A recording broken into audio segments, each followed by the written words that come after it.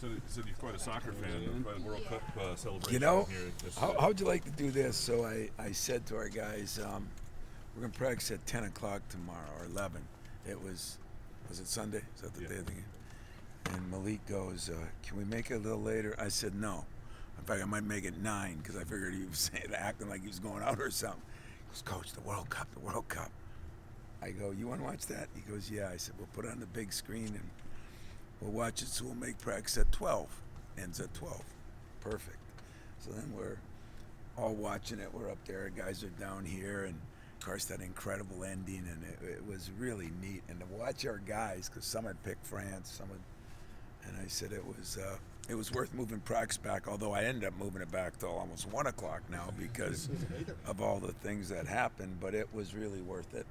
I enjoyed it. I enjoyed watching them more than I enjoyed. And then of course, I used it as a tool. So I said, did you see the emotion, the way those guys handled it, the joy of some and the sorrow of others? And so I got my 2 cents out of it. It was worth moving practice back.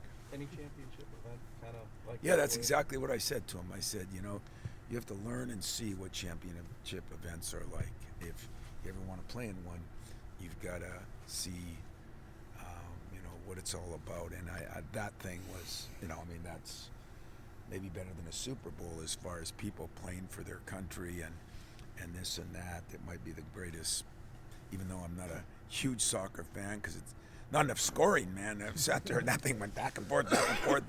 I said, when the hell is someone going to score, Then all of a sudden, a bunch of goals. I know. I learned that after, although I know that. I watch our own soccer teams play, but just not enough scoring for me to get excited about. And then they scored in like a minute. They scored 2 goals. And, those penalty kicks, though, and then when he got the one in the elbow, that was kind of bizarre to me, but I'm learning more rules. I got educated. I had Mex teaching me something. It's the only sport he could participate in because, you don't have to be of great stature to play that. And as Messi is one of the greatest. He's not very big either, so I should love that sport. And but I did love the day. I loved watching my guys. It was pretty cool.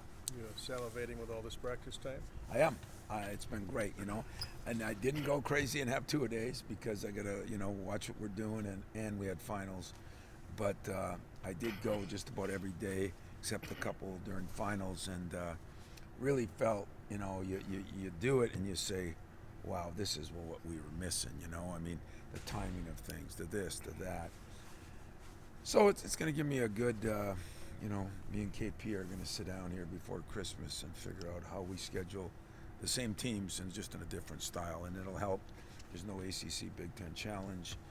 I don't know if that helps, but it helps if you don't have mandatory dates that you have to hold off on. And so anything I play in, I hope I'm playing in home events, number one, so I can get you guys to all the greater, facilities around the country, and I can pick and choose my dates, number two. It's not just practice time, it's a routine, right? It is a little bit of a routine, even though we went at different, look at Fred, multitasker or what? Even though we did a decent job of it, we still practice at different times, during finals we were at 10 in the morning, 9:30 one day, and even now, we've gone around some things with the World Cup, and then our women are playing, so you got different practice times, but that's okay because you got different playing times too. At least you got some consistency on what happens every day.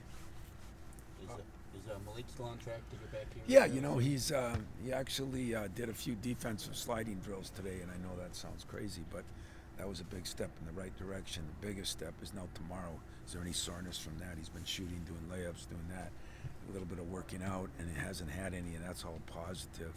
But he will not play in the game on Wednesday, so I'll take all the drama out and tell you the truth. He's not playing. For Campy's sake, I'd like to tell him all my players are not playing and then surprise him, because he's such a jerk and the things he does to me every year.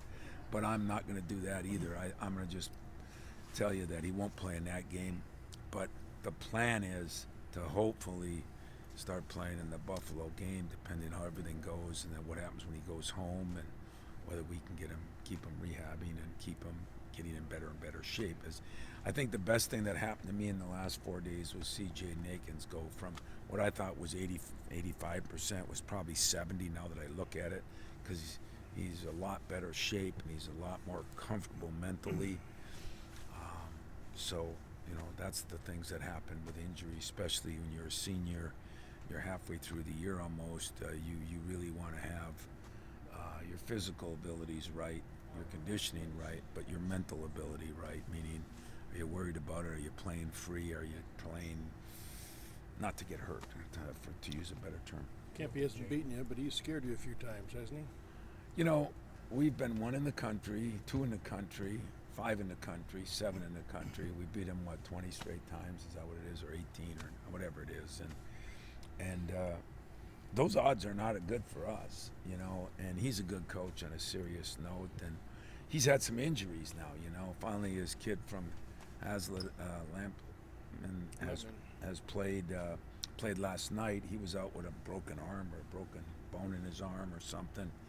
And so he should be full go now as far as his players. And one guy would have made a difference on a couple of those 1 and 2 point losses, overtime losses. So, yeah, it's concerning for us because it's very seldom been a blowout. If they weren't good and we were really good, if we were really good and they were pretty good, it's always been a close, tight game, and that's never changed in most of the years we've done it. With Jaden, you mentioned coming into this stretch that the practice time would be important for him. I guess how much has this benefited him? Well, it'd be a good question to ask him sometime, but I think it has a lot. You know, I think just the comfort level when I see him go in there now, a little bit wild and crazy, which we got to always calm him down a little bit. But that's nice to see instead of questioning things and going in there, you know, maybe not offensive rebound like he was, maybe not going in the dunk like he was. The aggressiveness that I think there's a comfort to him right now that he's not worrying about his foot anymore. Now, I could be wrong, but that's the impression I get. And so now it's just a matter of continue to build confidence, get his game back. I mean, when you're off that many weeks or months, actually, you know, his game's got to come back. I told you early that, you know, his brain would tell the ball to dribble and the ball would tell the brain to go to hell. You know, and that's about the way it was. I mean, he was losing the ball, he was this and that. But I know the kid, and he is such a hard worker. The problem is he hasn't been able to actually get 2-a-days in and get some shooting in. But now when he comes back from Christmas, I'm expecting Jaden to start going 2-a-days on his own, and he'll get that back even faster. You worry about that, especially with a guy like Malik, you know, trying to make up for lost time. Yeah, well, that's, you know, I worry more about Jaden doing that. I mean, Jaden thought he could make every shot and make every play, but he's really done a good job of kind of understanding that. I must have told him 19 times, you know, slow down, let it come to you. Jaden's a different guy than Malik. I'm not saying that positively or negatively, but Malik, I think, a little more experienced, a little bit better understanding of things.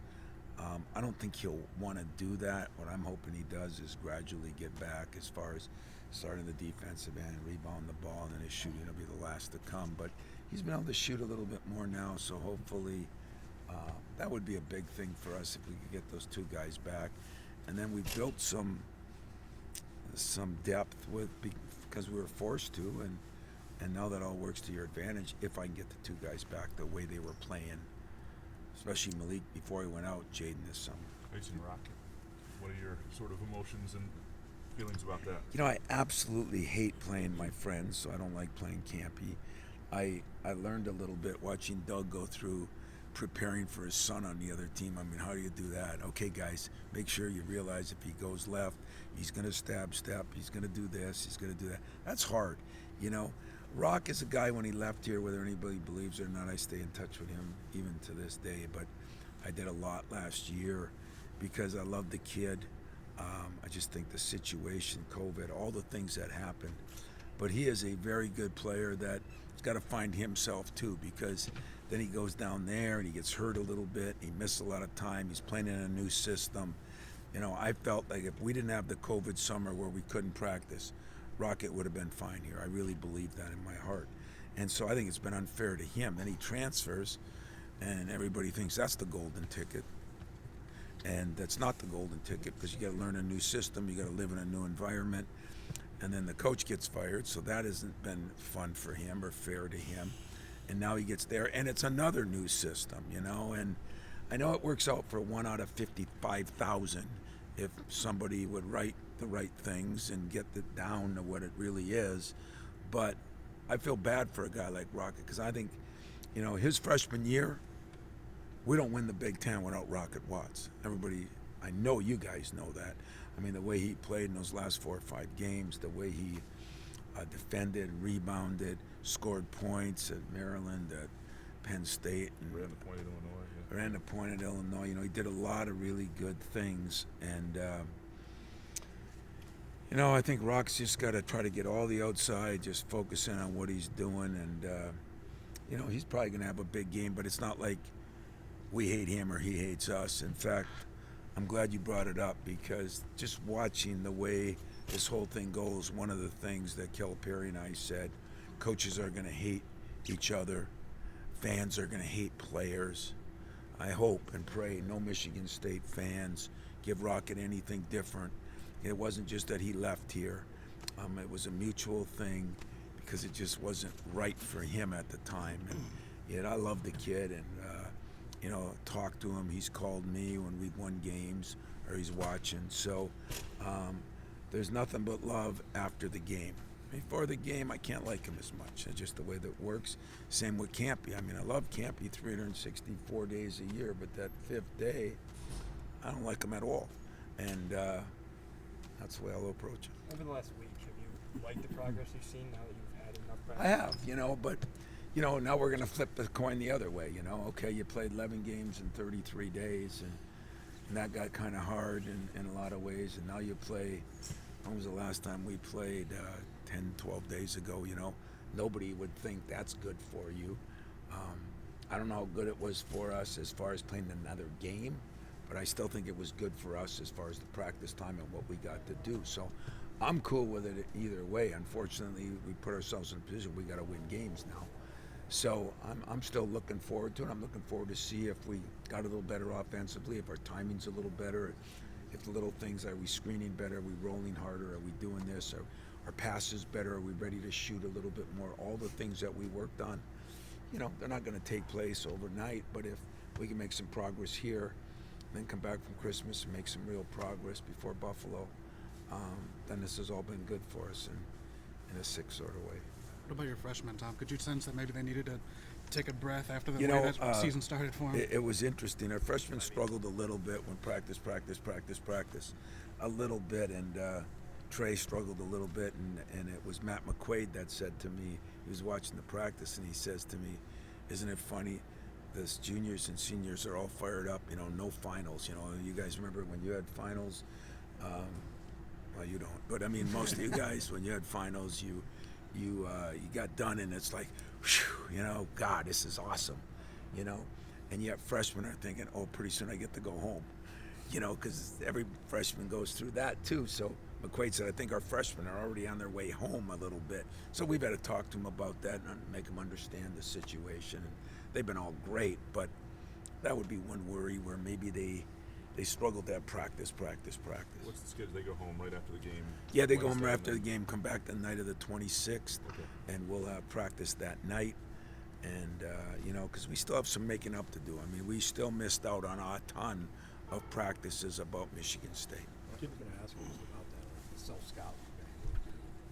Yeah, and that's kind of what we'll do. That's what my assistants will do over Christmas. You know, their wives will want them to go shopping. I'll want them to self-scout a little bit more and say, okay, now that we've had it all under our belt and we've had the week, 10 days for practice, we know what we did wrong in some of those other games. How can we put some things together so the 26th, 7th, and 8th, we're really spending time on us getting better, and then the 29th, you know, we'll concentrate on Buffalo, and the 30th we'll play. So that's the game plan. It sounds easy on paper. I don't know what it'll be like without it. Did this recharge your battery sufficiently as a team? You know, I think so. I mean, it's drudgery to practice without a game, too. You know, don't kid yourself. I mean, for coaches, it's the greatest thing in captivity. But for a player, you know, They liked playing the games one after another. The travel made it a little tougher on them, but I think guys are recharged. We've had good practices. I mean, guys like Hauser is maybe in the best shape of his life. There's Tyson, best shape of his life. What I've enjoyed is AJ has continued. I'm still sent my letter out to Santa. Make sure when he goes home he doesn't change anything. So if Santa comes through, we'll be in business there. But I still think we've got to get a couple guys in better shape. Pierre definitely has to get in better shape. Our two bigs, our three bigs, all three of them, I think have to get in better shape. Hard to say, was that lack of shape our fault? And maybe it was. Was it the schedule's fault, or was it a combination of things? So we'll really home in on that. And, you couldn't beat the hell out of them during finals because they had to go to class. So, the 26th, 7th, and 8th are always like, it's like when they come back for football in the summer. It'll be fun because we'll get after it. We'll have 2-a-days then. We'll get a lot of practices in those 4 or 5 days. We'll get 6, 8, 10 practices in. Anything else, guys? Thanks, guys.